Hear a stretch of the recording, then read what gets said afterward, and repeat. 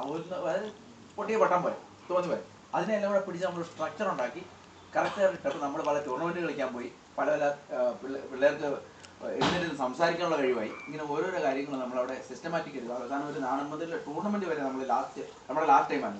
അത് ഷാജിമോൻ വളരെ നന്നായിട്ട് അതെല്ലാവർക്കും അറിയാവുന്ന കാര്യമാണ്. നമ്മൾക്ക് ഒരു മന്ത്രി വരെ ആഭ്യന്തരമന്ത്രി വരെ നമ്മുടെ ക്ലബിൻ്റെ ആഭിമുഖ്യത്തിൽ വരിക ഉണ്ടായി. അങ്ങനെ നമുക്ക് ഇതെല്ലാം ചെയ്യാൻ പറ്റുമോ വളരെ കാര്യങ്ങൾ. പക്ഷെ നമുക്ക് അന്നും ഇന്നും നേരത്തെ ഒരു പ്രശ്നം പറയാം, നമുക്കൊരു ഷെൽട്ടറില്ല, ആ ഒരു റൂമില്ല. പക്ഷെ ആ റൂമില്ലെങ്കിലും നമ്മുടെ വില്ലേജ് ക്ലബ് അവിടെ പ്രസിദ്ധമായി. അപ്പം അങ്ങനെ വന്ന ഒരു ഇതിൽ ഇപ്പോൾ ഒരു പിൻഗാമിയായിട്ട് ആരുമില്ല. ഇപ്പം നിങ്ങൾ മന്ത്രിയെ കാണാൻ പോയത് അതുകൊണ്ടൊന്ന് അനുസ്മരിച്ചാൽ വലിയ ഈ അമ്മേനെ